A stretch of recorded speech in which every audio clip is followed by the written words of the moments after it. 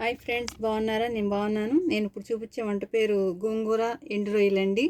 ఈ కర్రీ చాలా బాగుంటుంది. దానికి కావాల్సిన వస్తువులు చూపిస్తున్నా చూడండి.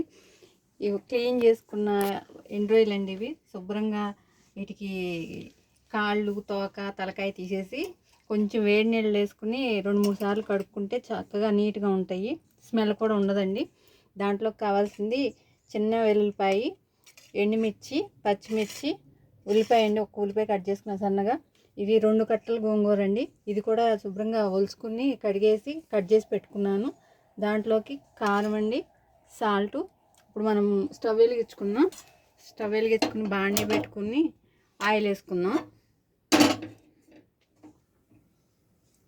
చాలా బాగుంటుంది ఇది. ఈ కూర చాలా టేస్ట్ బాగుంటుందండి. ఒకసారి ఉంచోండి. ఇది మా అమ్మగారు చేసే వంట. అసలు ఎంత బాగుంటుందో మాకు అందరికీ చాలా నచ్చేది. అని చేస్తే అదే పద్ధతిలో నేను చేస్తున్నాను. చాలా బాగా వస్తుంది. చూస్తూ ఉండండి. ఆయిల్ వేడైందండి. దీంట్లో మనం ఇప్పుడు నేను ఆవాలు జీలకర్ర వేస్తున్నాను. తర్వాత నేను నూనెలోనే వేస్తానండి పసుపు. ఎందుకంటే ముక్కల మీద వేస్తే కలవదు. ఆయిల్ వేసామంటే ముక్కలకు కానీ దేంట్లో అయినా కలిసిద్ది. ఇవి వేగుతున్నాయి, చిటపటమంటున్నాయి. ఇప్పుడు కట్ చేసి పెట్టుకున్న వెల్లుల్లిపాయలు, చిన్న వెల్లుల్లిపాయ, ఇది ఎండుమిర్చి, అవి కొంచెం వేగుతూ ఉంటాయి. తర్వాత ఉల్లిపాయ ముక్కలు వేస్తున్నాను. ఉల్లిపాయ ముక్కలు, పచ్చిమిర్చి వేసేసుకున్నాం. ఇవి వేగుతూ ఉంటాయండి. ఒకసారి దాన్ని కలుపుకుందాం, తిప్పుదాం. ఉల్లిపాయ వేగిందండి. చూడండి, ఇప్పుడు నేను ఇది ఒలిచిపెట్టుకున్నాను అన్నాను, క్లీన్ చేసుకున్నాయి ఎండు రొయ్యలు. ఇవి వేస్తున్నా చూడండి. దీంట్లో ఇవి వేసి ఈ ఆయిల్లో వేగనిద్దాం. నీట్గా వేడి నీళ్ళలో కడిగి పెట్టుకుంటే స్మెల్ రాదండి. దీంట్లో ఏదైనా ఇసుక, గసి లాంటిది ఉన్నా కూడా పోతుంది. కొంచెం గోరెచ్చటి నీళ్ళే, బాగా వేడి నీళ్ళు కాదు. చాలా బాగుంటుందండి. ఇది అంత గుజ్జుగా రాదు, అంత ఫ్రైగా రాదు. ఈ కూర చాలా టేస్ట్ బాగుంటుంది. ఇప్పుడు దీంట్లో సరిపడా సాల్ట్ వేస్తున్నాను. దీనికి సరిపడా అండి. గోంగూర పుల్లగా ఉంటుంది, అందుకని కొంచెం వేసాను. సరిపడా కారం, మంచి స్మెల్ వచ్చేస్తుంది ఇప్పటికే. ఇలా వేయించి కొంచెం సేపు ఉప్పు కారం ఈ రొయ్యలు పట్టేటట్టు వేగిద్దాం.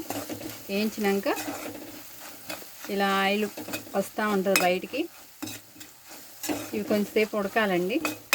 దీంట్లో కొంచెం నీళ్ళు పోయాలి, ఎందుకంటే ఉప్పు కారం ఆ రొయ్యల్లోకి వెళ్ళాలి. అందుకని ఎక్కువ పట్టమండి. కొంచెం ఇవి కొంచెం మునిగేటట్టుగా ఇట్లా కొంచెం ఆయిల్లో నీళ్ళు పోసామంటే ఈ రొయ్యల్లోకి ఉప్పు కారం వెళ్తుంది. బాగుంటుంది ఫ్రెండ్స్.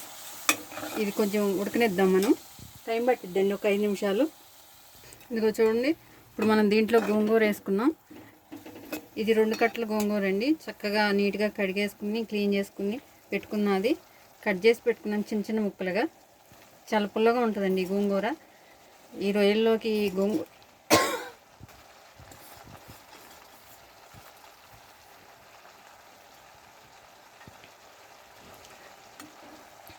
చూడండి.